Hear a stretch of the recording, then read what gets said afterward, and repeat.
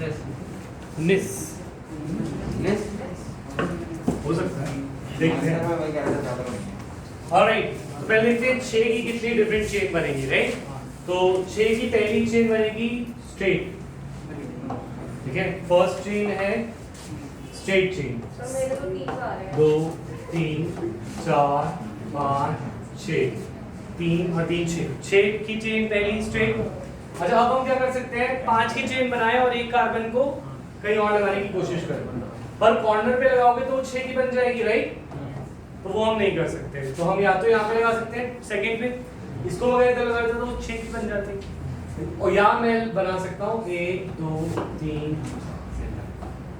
5 और एक 6 की। अब 5 में 2 चेन बनेगी लॉन्गेस्ट, ये बात समझ में आ गई थी? अच्छा, 4 में कितनी बनेगी? 4 में मुझे 2 ग्रुप लगाने, कितने लगाने? 2। या तो मैं एक और एक इस पे लगा दूं, या मैं एक इस पे और एक उस पे लगा दूं, राइट? ये बनेंगे। अब मैंने भी बताया था कैसे पता लगाते हैं कि इन पे डिफरेंट ग्रुप, अब मुझे बीआर लगाना है, कितने लगेंगे? तो ये पोजीशन और ये पोजीशन सेम है, ए ए, ये पोजीशन और ये पोजीशन सेम है, बी, और ये सी और ये बी सी, इसके कितने बनेंगे? 3। अच्छा ठीक है, ए और ए ये दो पोजीशन सेम, क्यों? क्योंकि चेन या तो यहाँ से चला लो या यहाँ से चलाओ, दो पोजीशन सेम है, ठीक है? ये अलग है, ये सारी अलग नहीं, ये सारी अलग है, क्यों? क्योंकि ये कंपाउंड सिमेट्रिक नहीं है, सिमेट्रिक ऊपर वाला सिमेट्रिक था, तो ये ए था, ये भी ए था, इसमें ये ए है पर ये ई, ये ए नहीं हो सकता क्योंकि इसके सेकंड पे मिथाइल आ रहा है, तो इधर सेकंड पे मिथाइल नहीं। पर अगर उल्टा ये होता, देखो ये ए, ये ए, दोनों सिमेट्रिक है ना, ये बी, ये बी, और ये भी ए, ये भी ए, क्यों? क्योंकि ये दोनों एक दूसरे की जगह स्विच कर सकते हैं, स्विच कर सकते हैं। ये इधर आ जाए तो कोई चेन डिफर करेगा नहीं, ये और ये सेम है, ये और ये सेम है, ये और ये भी सेम है, तो ये 4 सेम है, तो इसके बनेंगे 2, ठीक है? अच्छा देखते हैं, ये कंपाउंड सिमेट्रिक है या एसिमेट्रिक? सिमेट्रिक है, तो ये ए, ये ए, ये बी, ये बी, ये सी और ये डी, बी नहीं होगा सर, डी होगा, स्विच नहीं कर सकते वो, नहीं स्विच नहीं कर सकते, किसके साथ करेगा? अच्छा ठीक है। अच्छा इसके कितने हो गए? 4 इसके 4। अच्छा इसके देखते हैं, ये ए, ये ए, ये ए, ये बी और ये सी, 18 हो गए। 3 और 5 11 और 4 9, सर 3 और 5 11 थोड़ी होते हैं, 8 होते हैं। अच्छा 8, मैं देख रहा था तुम बोलते कि, अच्छा 8 और 4 12, 12 और तुम्हें बताओ कितने? 16, ठीक है 16 भी होगा, 1 2 3 तो है 15 हो गया, 15 और 2 17, तो कितने आइसोमर बन सकते हैं अगर हम ब्रोमीन लगाना चाहें तो? अगर ब्रोमीन ना लगाना चाहें, सिर्फ कार्बन लगाना चाहें तो कितने बनेंगे? 5, ठीक है? ये इस बात समझ में आई। अब चले SN1 पे। सर पीछे करना, आप बोलो। मैं पीछे बैठा सर, इसकी एक और चेन तो बन सकती है, जैसे कि 4 कार्बन लगाए हमने और 1 और 3 पे लगा दिया सी, 1 और 3 पे लगा दिया, ऐसे डिजाइन चलो 5 की होगी, क्योंकि ये चेन लॉन्गेस्ट कितने की होगी? 5 की। तो मैं इसको थोड़ा सा घुमा दूं 2 ब्रोमीन और इसको बस इधर कर दूं, तो ये वही चेन है कि नहीं जो हम ऊपर सिलेक्ट कर चुके हैं, है ना? यस ठीक है, हाँ सर वही वही। ठीक है, तो वंश क्लियर है। अब बात करें SN1 मैकेनिज्म की। SN1 में 1 का मतलब है यूनिमॉलिक्यूलर, क्या मतलब है? यूनिमॉलिक्यूलर का मतलब है only one reactant starts the reaction, एक ही मॉलिक्यूल एक ही रिएक्टेंट स्टार्ट करता है इस रिएक्शन को। इसके अंदर क्या स्टेप्स हैं? सर्वोराइट बंद ही कर दो, नहीं रिफ्लेक्शन अभी थोड़ा सा पूछ ले रहा हूँ मुझसे जहाँ पे रिफ्लेक्शन पड़ रही है। स्टेप 1 थोड़ी लाइन वीडियो भी बढ़ रही है भैया, कोई बात नहीं। स्टेप 1 इज, देखो SN1 दो स्टेप में होता है। First formation of carbocation, first क्या है? ठीक है, तुम्हें याद है हम करना क्या चाह रहे हैं? क्या करना चाह रहे हैं? अच्छा न्यूक्लियोफिलिक है ना? हम एक न्यूक्लियोफाइल को दूसरे से रिप्लेस करते हैं और रिप्लेस करने के दो तरीके थे, उनमें से एक तरीका हम पढ़ चुके हैं और दूसरा हम पढ़ रहे हैं। हम ये करना चाहते हैं, राइट? तो इसमें Cl की जगह क्या लाना चाहते हैं? ठीक है, तो एक नेगेटिव कार्ड दूसरे नेगेटिव के लिए ट्रेड करना। तो स्टेप 1 में हमने बोला फर्स्ट कार्बोकैटायन फॉर्मेशन होता है, तो जो भी हमारा रिएक्टेंट है उसको उसमें से अपना न्यूक्लियोफाइल हट जाएगा खुद बिना किसी के, बस इसको चाहिए होगा प्रोटॉन। क्या चाहिए होगा?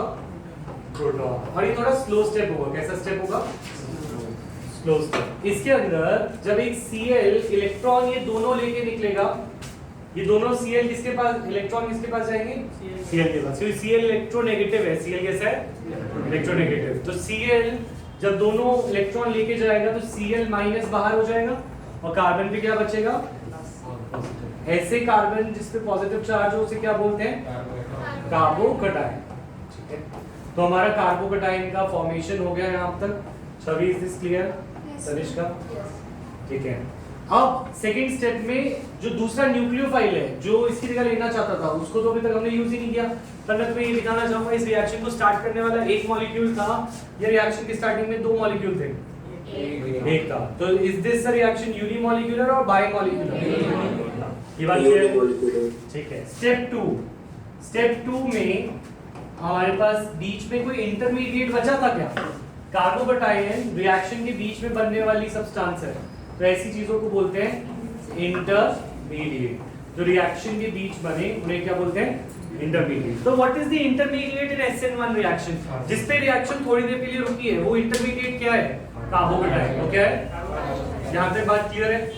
अच्छा, स्टेप 2 में there is attack of nucleophile. There is attack of nucleophile. बना रहे हैं ना सारे?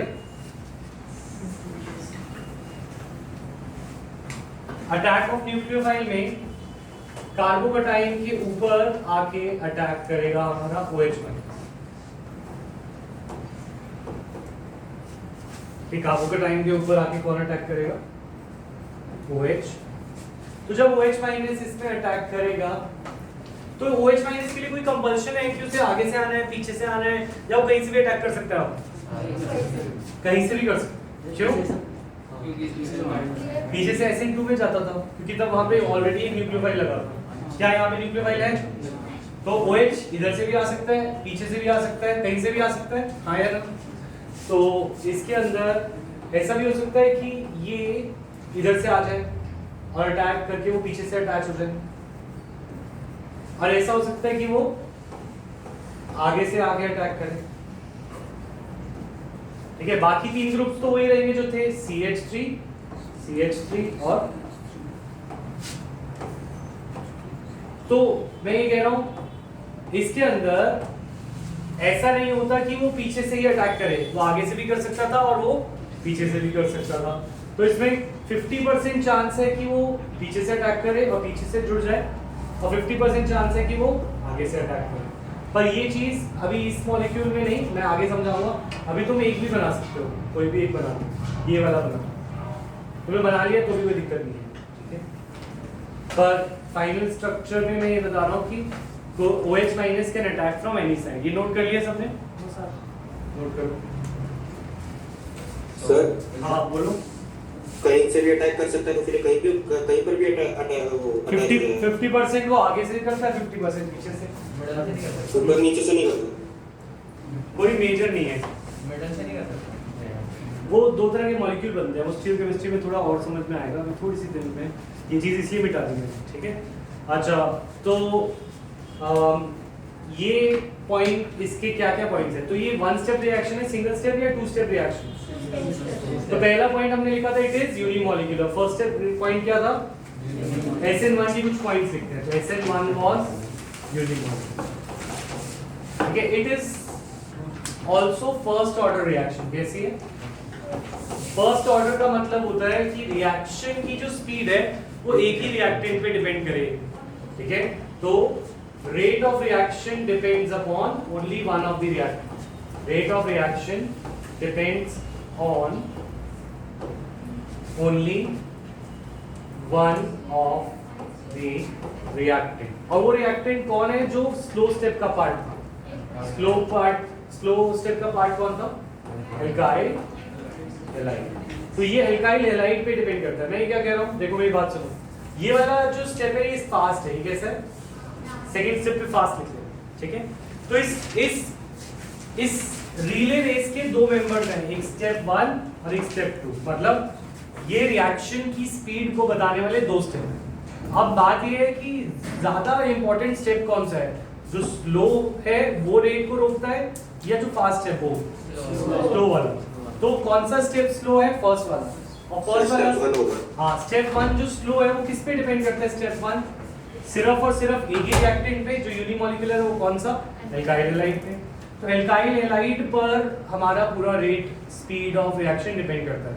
क्योंकि ये तो फास्ट है, तुम इसे जितनी जल्दी ये दे दो वो आगे चला जाएगा, पर तुम जितना स्लो इसको दोगे उतना ही रिएक्शन क्या होती जाएगी? स्लो. क्योंकि दूसरा वाला स्टेप फास्ट है तो उससे फर्क ही नहीं पड़ता, ठीक है? तो कहना इसे reaction is first order. First order का मतलब है, फर्स्ट का मतलब है कि एक पे डिपेंड करता है. किस पे? एक पे. और वो कौन सा है रिएक्टेंट ये भी हम मेंशन करेंगे. It is alkyl halide. Clear है यहाँ तक?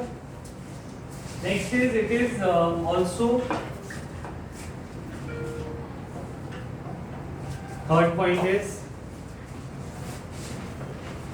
it is a single step या two step reaction? Two step.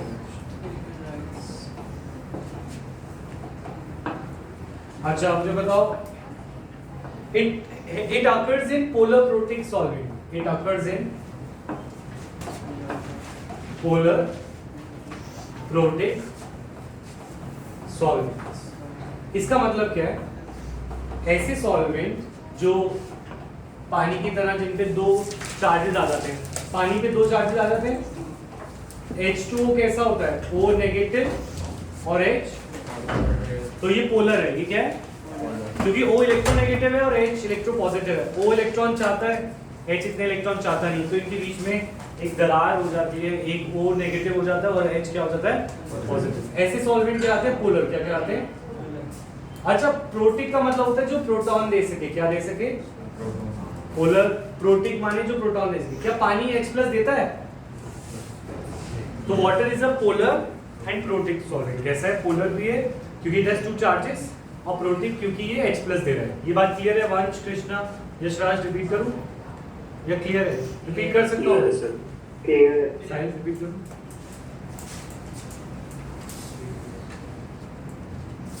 अच्छा ये पोलर प्रोटिक सॉल्वेंट मैंने क्यों बोला? कौन से स्टेप में तुम्हें प्रोटॉन दिख रहा है? फर्स्ट स्टेप में दिख रहा है H+. तो ये वाला स्टेप किसकी प्रेजेंस में फास्ट हो जाता है? प्रोटॉन. तो that is why it is being said कि ये पोलर प्रोटिक सॉल्वेंट में रिएक्शन ज्यादा होती है. ठीक है? क्लियर है ये पॉइंट? निकुंज क्लियर? अच्छा fifth point it is ease of reaction. अच्छा एक सेकंड, कार्बोकैटायन इंटरमीडिएट ये भी लिखना भूल गए. इसमें इंटरमीडिएट क्या है? Carbocation is the intermediate. और sixth ease of reaction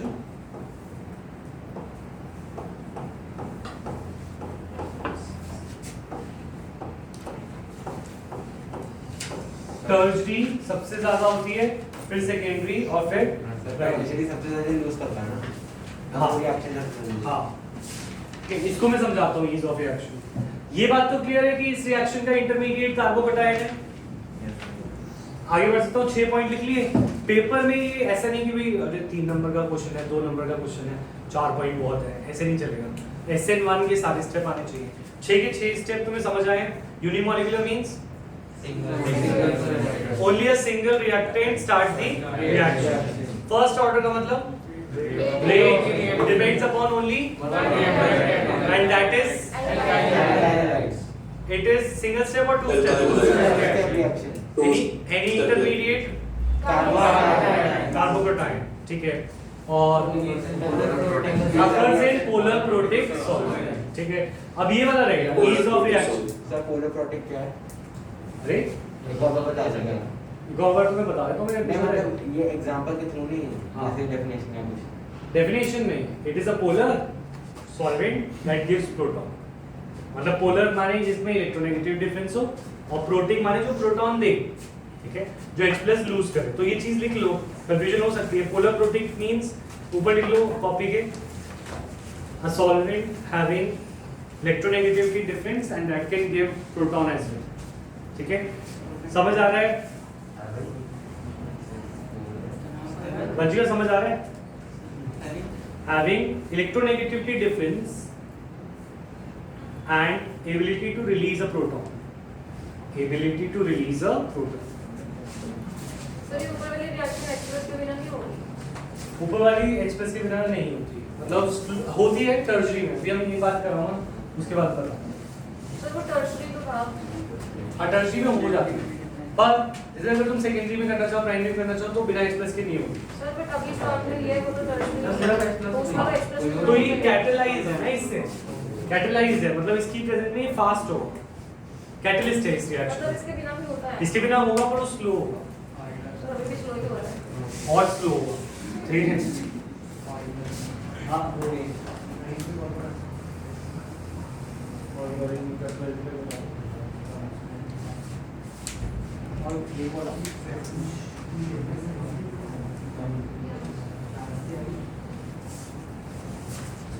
alright, तो हम करते हैं ईज ऑफ रिएक्शन पे आए। देखो ईज ऑफ रिएक्शन माने कि सबसे ज्यादा SN1 किस में होता है, प्राइमरी में, सेकेंडरी में, टर्शरी में, और क्यों? क्यों? ये तो मुझे भी पता है कि मैंने बता दिया, पर मैंने ये नहीं बताया कि SN1 टर्शरी में ज्यादा क्यों होता है ना। टर्शरी एल्काइलाइड आप आइडेंटिफाई करना सबको आता है, जिस पे ग्रुप लगा है उस कार्बन को क्या बोलते हैं? उसको क्या बोलते हैं? अल्फा। अल्फा का पड़ोसी बीटा। कितने बीटा है इसमें? तो ये टर्शरी। अच्छा, और सेकेंडरी को आइडेंटिफाई करके बताओ। अच्छा ये क्या है, अगर मैं यहाँ लगाऊं, अगर ये होता तो प्राइमरी है, सेकेंडरी, और अब ये सेकेंडरी हो गया, और ये है प्राइमरी, है ना। तो प्राइमरी, सेकेंडरी, टर्शरी में अगर SN1 सबसे ज्यादा फास्ट किस में होती है? ठीक है। अच्छा क्यों होती है? क्योंकि tertiary carbocation is most stable. Tertiary, secondary और प्राइमरी में से as we know intermediate is carbocation, तो intermediate carbocation is most stable 3 degree intermediate, tertiary 3 degree intermediate carbocation is most stable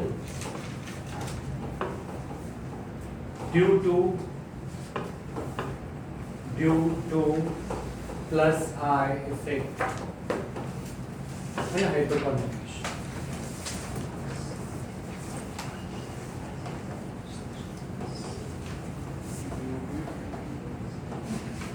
due to plus I effect and hyperconjugation। हम कह रहे हैं tertiary, ये लिखना जरूरी है, टर्शरी कार्बोकेटाइन सबसे ज्यादा स्टेबल होता है। ये दो चीजों की वजह से स्टेबल होता है, एक होता है हाइपरकॉन्जुगेशन और एक होता है इंडक्टिव। तो पहले मैं यही चीज समझा दूं, इंडक्टिव को समझा देता हूं, ठीक है। अब यहाँ से बॉक्स बना सकते हो, A11 का कंसेप्ट, ठीक है। जो कंसेप्ट जहां आएगा वहीं पे उसे पढ़ाने में फायदा है, ठीक है। मुझे पता है 11 सबकी तबाह हो चुकी है, तो अब उन्हें 11th को वापस जाने के दो तरीके होते हैं, या तो पूरा 11 पढ़ा दो, पहले सारे कंसेप्ट चला दो, और फिर उसका कोई एप्लीकेशन दिखे ही ना, और वो इतना बोरिंग, इतना बर्डन हो जाए, पहले 11 पढ़ेंगे हम 12th करने से पहले, वो फालतू का कंसेप्ट है।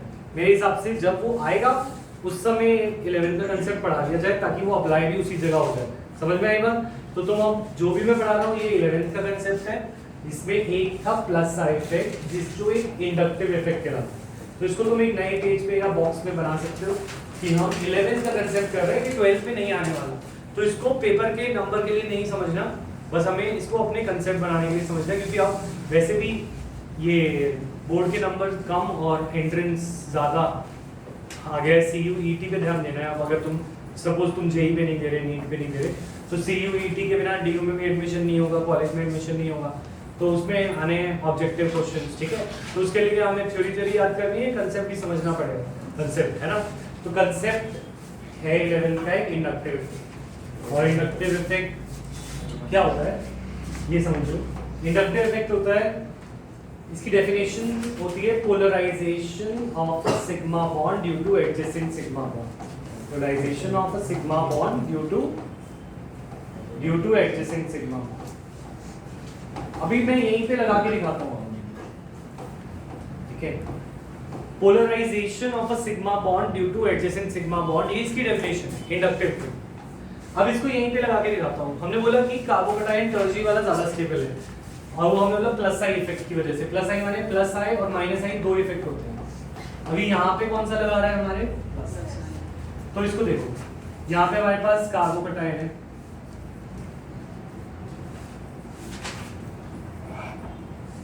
ये ठीक है। अच्छा जो सी के ऊपर प्लस आया है वो क्यों आया था? क्योंकि इसका पैसा कोई और लेके भाग गया था। कौन लेके भाग गया था? स्टेप 1 में सीएल लेके भाग गया था, तो इस पे पॉजिटिव चार्ज। अब सपोज वो लंच लेके भाग गया इसका स्कूल में, है ना। और ये जो ग्रुप्स हैं ये है लंच डोनेटिंग ग्रुप्स, ठीक है। लंच डोनेटिंग मतलब कुछ कमजोर बच्चे होते हैं स्कूल में जो अपना लंच खाना पसंद ही नहीं करते और दूसरों को दे बैठते हैं, ठीक है, क्योंकि भाई मम्मी डांटेगी। तो H उन्हीं बच्चों में से है। H क्या है? H को लंच पसंद ही नहीं। H lunch is electron. Lunch क्या है? अब दिमाग में रखो, लंच को हाइड्रोजन को लंच खाना पसंद है या नहीं? कार्बन को हाइड्रोजन के कंपैरिजन में लंच खाना, तो कार्बन हाइड्रोजन के सारे लंच खा रहा है अपनी तरफ। तो ये इसने ले लिया, ये इसने ले लिया, इसका भी लंच इसने। इसके पास सबके लंच आ गए हैं। लंच माने क्या आ गए? इलेक्ट्रॉन पूरे नहीं आ गए, क्योंकि इलेक्ट्रॉन पूरे आते तो वो आयनिक बॉन्ड बन जाता। इलेक्ट्रॉन डेंसिटी आ गई उसके पास। क्या आ गया?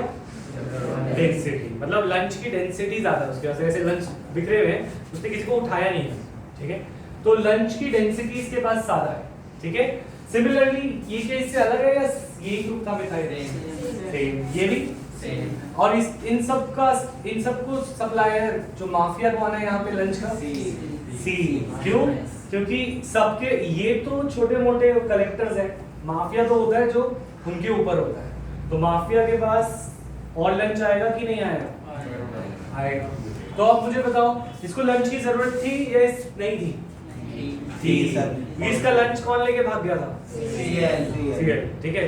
तो इसके पास लंच की कमी है और इसको लंच मिल रहा है, तो इससे अच्छा क्या होगा? समझ में आई बात?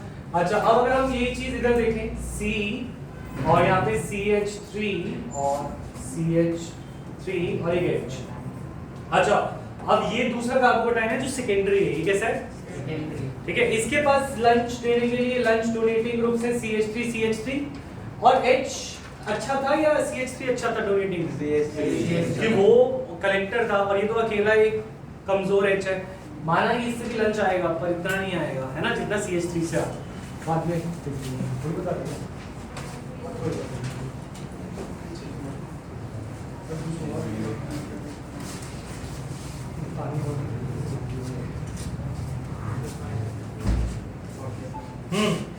तो पॉइंट इज दिस, किस कौन से केस में इसकी भूख लंच की मिट रही है ज्यादा? टर्शरी में या सेकेंडरी में? ठीक है। और अगर प्राइमरी हो तो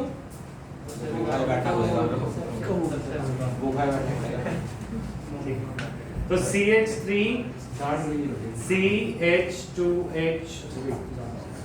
CH2 पॉजिटिव, है ना। तो यहाँ पे देखिए लंच डोनेटिंग ग्रुप्स कितने हैं?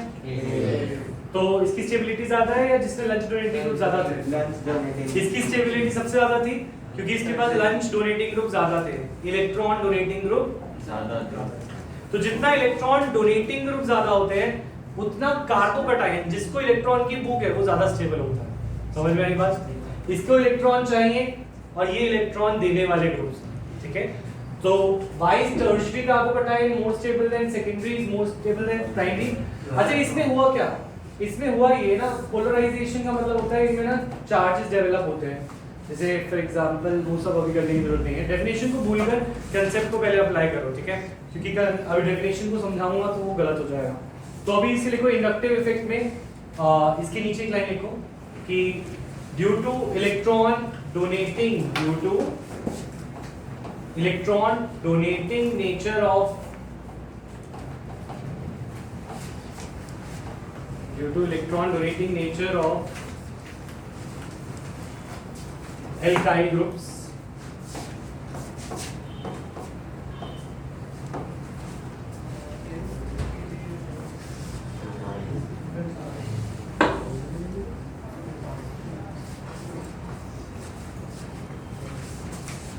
due to electron donating nature of CH3 alkyl group से alkyl group या CH3 एग्जांपल है, ठीक है। CH3 electron density increases on the electron density increases and hence stability of carbocation also increases, hence stability of carbocation also increases।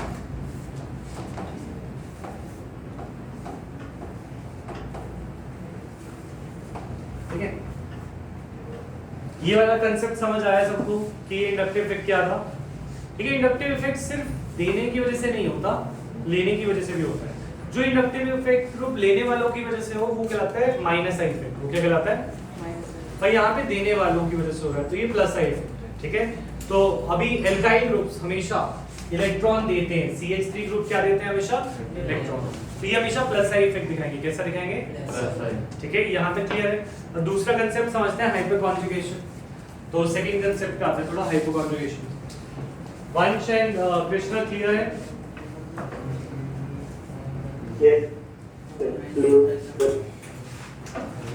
Krishna no बोला, yes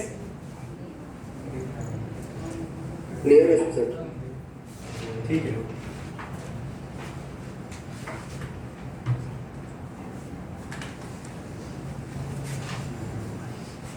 अच्छा देखें, hyper conjugation.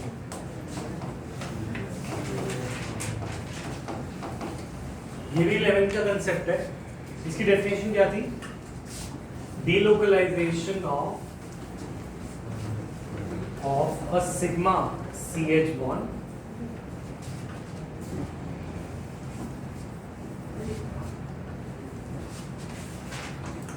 when attached to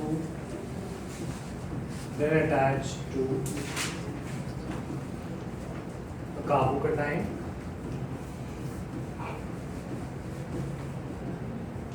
और second pi bond।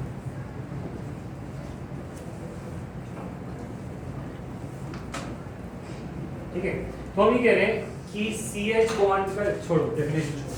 ठीक है, इधर आओ। हमने बोला CH बॉन्ड कार्बोकटाइन से लगना चाहिए। किससे लगना चाहिए, कार्बोकटाइन। ठीक है, अच्छा ये कार्बोकटाइन है। कार्बोकटाइन क्या है, जब कार्बन के ऊपर पॉजिटिव चार्ज है, कार्बोकटाइन से क्या लगना चाहिए, CH बॉन्ड। ये उसकी रिक्वायरमेंट है। क्या कह रहे हैं, ये इफेक्ट कब दिखता है, जब when CH bond is attached to a कार्बोकटाइन। CH bond जब कार्बोकटाइन से जुड़ता है तो ये इफेक्ट देखने को मिलता है। दूसरा इसकी कंडीशन है पाई बॉन्ड, वो जब आएगी तब देखेंगे। अभी हमें ये देखना है कि जब कार्बोकटाइन से CH3 ग्रुप यानी मिथाइल ग्रुप लगता है तो क्या होता है। एक तो हम देख चुके हैं मिथाइल ग्रुप इंडक्टिव था, लंच डोनेटिंग था, ये वाली बात क्लियर है। अब उस कहानी को उस तरीके से नहीं सोचना, हाइपर कॉन्जुगेशन में कुछ अलग ही कहानी। अच्छा, इसका नुकसान हुआ है कि नहीं हुआ, हुआ, क्योंकि इसके इलेक्ट्रॉन लेके कौन भाग गया था, Cl लेके भाग गया था, एक न्यूक्लियोफाइल लेके। अब इसको अब फैमिली में किसी पे दुख हो तो दूसरा भाई उसकी हेल्प करता है। ठीक है, मॉरल वैल्यूज भी सीखेंगे हम। तो इस कार्बन का भाई कौन है, इसके ऊपर बहुत उधार है, तो इसका भाई कौन है, कार्बन। ये कार्बन इसकी मदद करना चाहता है, इससे पॉजिटिव कह रहा है कि भाई थोड़ा उधार तू मत चुका, मैं देता। पर ये इतना भी सीधा नहीं है, ये अपने पैसे नहीं देता, ये हाइड्रोजन के पैसे मार के बोलता है कि भाई तुझे तेरा उधार उतर जाएगा। हम कैसे होगा ये छोड़ दे, ठीक है, पर तेरा उधार तो उतर गया। इसमें बेचारा कौन रह गया, H, क्योंकि उसका जो उसके ऊपर बिना बात के उसका बिल जो है फंस गया इस बात पे।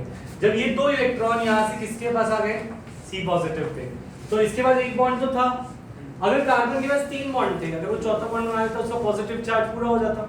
तो यहाँ पे कार्बन ने एक और बॉन्ड बना लिया, क्या बना लिया, तो इस कार्बन का पॉजिटिव चार्ज हट गया। क्यों, क्योंकि इसके साथ 2 इलेक्ट्रॉन थे, इस बॉन्ड में कितने इलेक्ट्रॉन थे? 2। और ये दोनों इधर आ गए, ये दोनों इधर आ गए, तो इसके पास एक एक्स्ट्रा आ गया, इसके पास आ गया ±0 और इसका तो यही था, यही आ गया, तो इसको फर्क ही नहीं पड़ा। तो दोनों में से पॉजिटिव चार्ज हट गया और ये पॉजिटिव चार्ज किसके ऊपर आ गया? H के पास। किसके पास आ गया? तो यहाँ पे क्या हुआ? CH बॉन्ड अपनी जगह छोड़ के भाग गया क्या? डीलोकलाइज माने, लोकलाइज माने तुम यही लोकलाइज रह गए, लोकलाइज मतलब यही रह गए, और डीलोकलाइज माने चले गए। तो यहाँ पे कौन गया? ये बॉन्ड चला गया।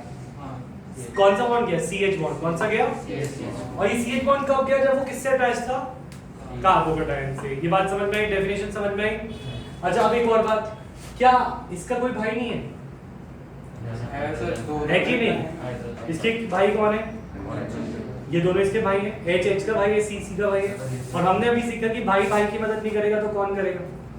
तो क्या ये कहता है चल अब जो हुआ सो हुआ, तो थोड़ी देर मैं उधार ले लेता हूँ। ये थोड़े शरीफ है, ये किसी के मार नहीं सकते पैसे, क्योंकि ये क्या है? हाइड्रोजन। हाइड्रोजन हमेशा उससे पैसे मारे जाते हैं, पर वो किसी के पैसे नहीं मारता। ठीक है, तो अब इसकी वजह से अब इसके ऊपर थोड़ी देर पॉजिटिव रहेगा, हाँ या ना? और इसका बॉन्ड वापस आ जाएगा। और क्या कोई और भाई बचा इनका? तो ये हमारी दुनिया से अच्छा दुनिया है, ऐसे सारे भाई नहीं होते। ठीक है, पर इसमें जितने भी भाई इक्विवेलेंट है वो सारे अपना चार्ज को शेयर करेंगे। अब ये अपना इलेक्ट्रॉन इसको दे दे तो इस पे पॉजिटिव आ जाएगा। ठीक है, और हमने एक बात सीखी है, शेयरिंग इज केयरिंग। ठीक है, ऑर्गेनिक में भी वही अप्लाई होता है।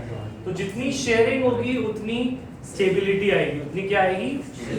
तो जितनी बार ये स्ट्रक्चर बनेंगे उतनी बार स्टेबिलिटी बढ़ेगी, क्योंकि यहाँ पे क्या शेयर हो रहा है? सिर्फ एक कार्बन का। अगर हम ओवरऑल देखें पिक्चर, एक कार्बन पे पॉजिटिव चार्ज था, पर पहले कार्बन आ गया उसकी हेल्प ले करने, फिर कार्बन के बाद हाइड्रोजन पे आया तो हाइड्रोजन आ गया हेल्प करने। तो इससे जो पॉजिटिव चार्ज है, अगर सारा उधार फैमिली में एक ही के ऊपर रह जाए तो वो ज्यादा स्टेबल है, या वो पूरी फैमिली पे थोड़ा टाइम ये उधार चुकाए वो उतारे तो बेटर रहेगा। तो ये सब चीजों से मॉलिक्यूल स्टेबल हो गए या अनस्टेबल? तो यानी कि greater the number of hyperconjugating structure greater is the stability. लिख लो बना के, फिर आगे बात करते हैं। अब इसमें कोई भाई नहीं है तो इतने ही बनेंगे, टोटल जितने बन सकते हैं उसमें। Greater the number of hyperconjugation structures greater is the stability. अगर किसी को ये कहानी वानी से दिमाग में नहीं बैठ रहा तो मुझे बताओ, मैं अलग तरीके से समझाऊंगा। आगे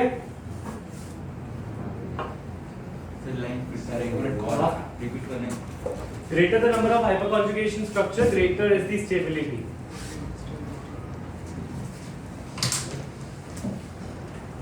ठीक है, बना लिए स्ट्रक्चर बन गए। छवि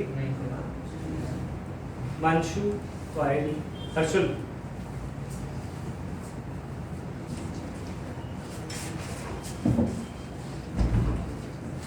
जतन की यार बताया आपने? आएगा अगली क्लास में, क्लास नहीं शायद अभी सर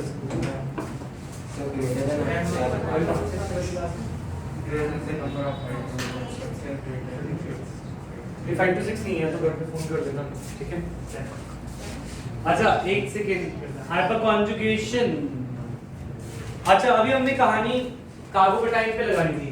अच्छा मुझे एक बात बताओ, ये कार्बोकेटाइन है, इस पे CH3 CH3 CH3 और ये कार्बोकेटाइन है, ये टर्शरी है। ठीक है, और ये सेकेंडरी है। और अभी जो हमने बनाया था वो प्राइमरी था सेकेंडरी था? सर ये सेकेंडरी है। हाँ वो सेकेंडरी। और ये क्या है? अच्छा जो अभी हमने बनाया था वो प्राइमरी था, तुम ध्यान दो। ये कैसा था? कार्बोकेटाइन का अल्फा एक दिख रहा था और उसमें CH3 था एक, तो ये क्या था? प्राइमरी। क्या था? अच्छा इसमें कितनी बार वो शेयर हुए चार्ज? 3 बार। उसको छोड़ के कितने और स्ट्रक्चर बने? 1 2 3। Isn't it equal to the number of CH bond जितने थे? एक CH bond, 2 CH bond, 3 CH bond, 3 और स्ट्रक्चर बनेंगे, है ना? अच्छा मुझे बताओ इसमें कितने स्ट्रक्चर बनेंगे? 6, क्योंकि 3 CH इधर से शेयर होंगे और 3 CH इधर से, तो टोटल कितने बनेंगे? 6। इसमें 9 स्ट्रक्चर्स बनेंगे। समझ में आ रही है बात? कि जितने CH बॉन्ड अच्छा देखो ये सब कहानी इसलिए हो रही थी क्योंकि H पॉजिटिव हो जाता था, तो यहाँ पे CH बॉन्ड कितना है 1 2 3, कितने CH बॉन्ड पॉजिटिव से डायरेक्टली जुड़े? तो 3 स्ट्रक्चर्स और बने। समझ में आई बात? अच्छा अगर मैं यहाँ पे एक और CH3 लगा दूं फिर क्या होता है? इधर से भी आते हैं इलेक्ट्रॉन और 3 इधर से आ जाते हैं 6 और फिर एक और लगा देता तो 9 हो जाते हैं। अगर 9 जगह होते हैं 1 2 3 3 CH 3 CH 3 CH 9 CH bond 9 structure. Sharing is caring. तो कौन सा सबसे ज्यादा स्टेबल होता है? प्राइमरी सेकेंडरी या टर्शियरी? Very good. तो टर्शियरी सेकेंडरी और प्राइमरी में सबसे ज्यादा स्टेबल कौन है? अच्छा अब देखो हमने 2 कहानियां सुनी और दोनों कहानियां अलग थी। हमने ये भी सुना कि इसको भूख थी लंच की और ये तीनों क्या थे? Lunch donating group. क्या थे? ये था इंडक्टिव इफेक्ट। ये क्या था? Inductive effect. और जो भाईचारे की कहानी थी वो थी हाइपर कॉन्जुगेशन। वो क्या थी? हाइपर कॉन्जुगेशन में हम देखा जितने CH बॉन्ड्स होंगे उतनी ज्यादा शेयरिंग होगी। दोनों चीजों से एक ही चीज प्रूव होती है कि कार्बोकैटायन कौन सा ज्यादा स्टेबल है? टर्शियरी सेकेंडरी या प्राइमरी? टर्शियरी का। और टर्शियरी कार्बोकैटायन कार्बोकैटायन कौन से मैकेनिज्म का इंटरमीडिएट होता है? SA2 या SN1? तो SN1 किस में अच्छी होगी? टर्शियरी सेकेंडरी या प्राइमरी? टर्शियरी। ये बात समझ में आई? तो हमने यहाँ से शुरू किया था एक कहानी ईज ऑफ रिएक्शन से। हमने बोला था कि tertiary carbocation is most stable. अच्छा इसके अंदर हाइपर कॉन्जुगेशन में तुम्हें समरी लिखनी है एंड में लिख लो कि क्यों ये ज्यादा स्टेबल है, बस last line. Sir inductive effect में कौन सी कहानी मतलब क्या बोला था? लंच डोनेटिंग वाली। अच्छा टर्शियरी में लिखेंगे in tertiary carbocation there are greatest number of hyperconjugating structures, so stability is more. There is greatest number of hyperconjugation structures, so stability is more.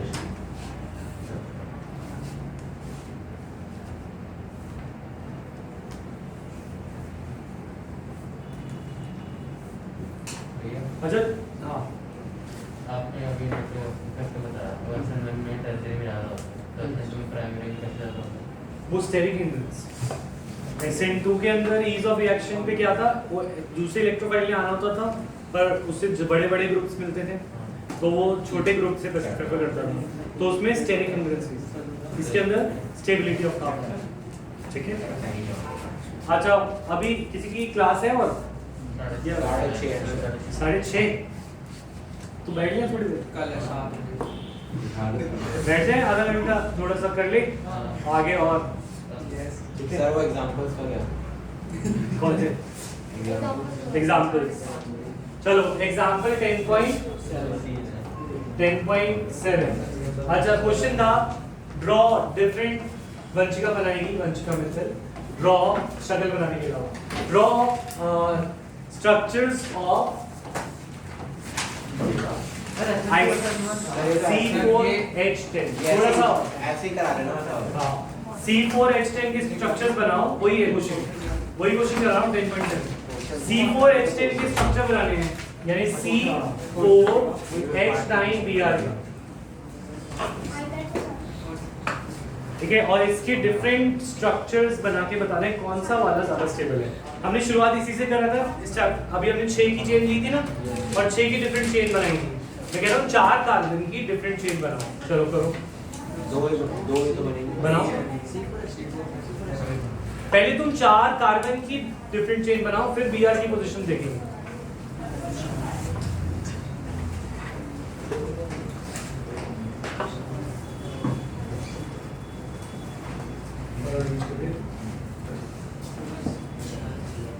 Sir दो ही बन सकते हैं। 2 ही बन सकते हैं। Yes sir. तो 1 2 3 4 पहले 4 की एक चेन और दूसरे में 3 की चेन पर सेकेंड पे ब्रांच, राइट? और कोई बन सकता है? 4 Br के वो बनेंगे। अब देखते हैं A B B। ठीक है। A B 4। तो 4 स्ट्रक्चर्स बने टोटल। यस। और इन सब के अंदर ब्रोमीन लगा के बताओ। क्या सर? ब्रोमीन लगा के बताओ। स्ट्रक्चर बनाओ। ये है प्राइमरी या सेकेंडरी है? प्राइमरी और ये वाला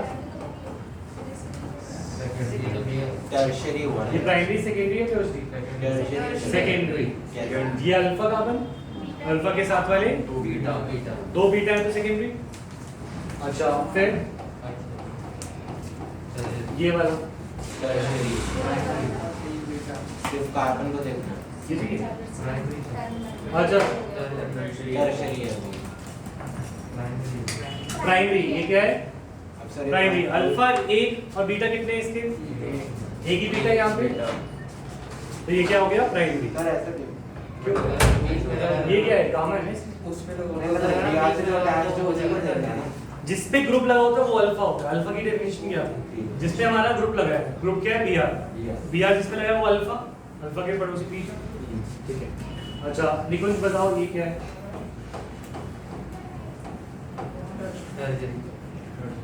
टर्शरी। ठीक है, तो ये है प्राइमरी, ये है सेकेंडरी और ये है ये प्राइमरी और ये। अब मुझे बताओ इनमें से SN1 का रेट किसमें सबसे ज्यादा होगा? कौन से एल्काइल में? टर्शरी वाले में सबसे ज्यादा। ठीक है, तो प्राइमरी के दो हैं, उन दोनों में से बताओ। सबसे ज्यादा तो होगा इसमें, ये मैं बना देता हूँ। उसके बाद SN1 का, सर मेरे हिसाब से फर्स्ट वाले में होगा। उसके बाद सेकेंडरी। सेकेंडरी क्या है? कौन सा है हमारा? ये सेकेंडरी। सर उसके बाद फर्स्ट वाले में स्टेबल। प्राइमरी के दो हैं, एक ये और ये। इन दोनों में से तुम्हें क्या लगता है कि कौन से में इंडक्टिव इफेक्ट ज्यादा लग रहा होगा? या इसमें ज्यादा लग रहा होगा। क्यों? क्योंकि लंच डोनेटिंग ग्रुप इसके ज्यादा पास है, और इसमें देखो ये वाला ग्रुप क्या है? दूर है। है ना? समझ में आ रही है बात? जिसमें अच्छा पॉजिटिव कौन बनने वाला है? जो बीआर हटेगा वही पॉजिटिव बनेगा, और पॉजिटिव के ज्यादा पास है एल्काइल ग्रुप्स, तो वो ज्यादा स्टेबल होगा इंडक्टिव इफेक्ट से। हाँ फिर से बता रहा। देखो एक है ये 1 2 3 4 और बीआर, यहाँ पे इधर पॉजिटिव आएगा। ठीक है, इस पॉजिटिव ग्रुप पे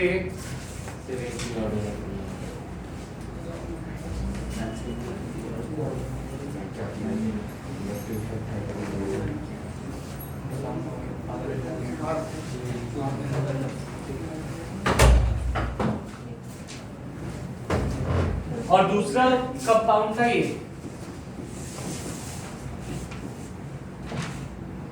था। ठीक है, इस पे पॉजिटिव रहेगा। तो अब अगर मैं बात करूं इस पॉजिटिव से किसके ग्रुप ज्यादा पास है?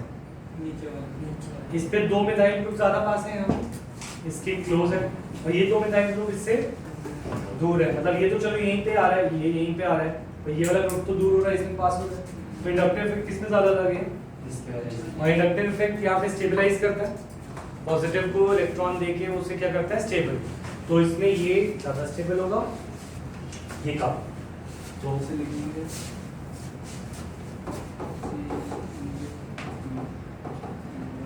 फिर सबसे कम। ठीक है, ठीक है, समझ आ गया? नोट कर लिया? इसी के बेसिस पे नहीं कुछ आगे वाले क्वेश्चन करके आइए। होमवर्क ले लो आज का, और घर पे मैसेज कर दो इसको अगर पेरेंट्स को करना है। अभी कर देते हैं ना क्या? मतलब एक्सटेंड नहीं हुई है, एक्सटेंड नहीं हुई है, छुट्टी कर दो। जल्दी से मुझे बुक दिखा दो। हाँ एनसीईआरटी के पास भी सभी मतलब मिल गए।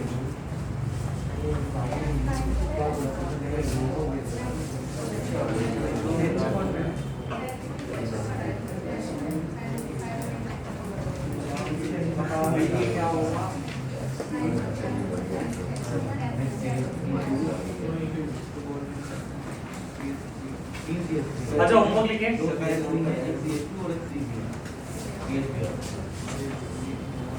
ClBrI में से सुनो मेरी बात, अगर किसी में CF, Cl, CBr या CIO, इनमें से हमेशा याद रखेंगे, हमेशा I वाला सबसे ज्यादा SN1 दिखाता है, SN2 भी वही अच्छा दिखाता है। तो आयोडीन, क्लोरीन, ब्रोमीन, इन सब में से सबसे ज्यादा SN2 SN1 दोनों कौन दिखाते हैं? आयोडीन। ठीक है, तो अगर सपोज मैं ये कंपाउंड दूं जिसमें 1 2 3 और Cl है, 1 2 3 और Br है, तो कौन ज्यादा अच्छे से रिएक्ट करेगा? इसका रीजन क्या देंगे? हम बोलेंगे I is better leaving group क्योंकि उसका साइज बड़ा होता है because of its large size. Because of its large size. मतलब क्या है इस बात का? अच्छा, एक छोटी सी पेंसिल को तोड़ना आसान है या बड़ी पेंसिल को तोड़ना? बड़ी पेंसिल। आयोडीन का बॉन्ड बड़ा होता है, तो आयोडीन का बॉन्ड जल्दी टूटेगा और क्लोरीन का बॉन्ड छोटा होता है, तो वो बड़ी मुश्किल से टूटेगा। तो सबसे जल्दी कौन छोड़ के जाएगा अपनी जगह? तो बेटर लिविंग ग्रुप आयोडीन है because of its large size. ये वाली पॉइंट भी लिख लो। एक बार लास्ट टाइम भी दिखाओ।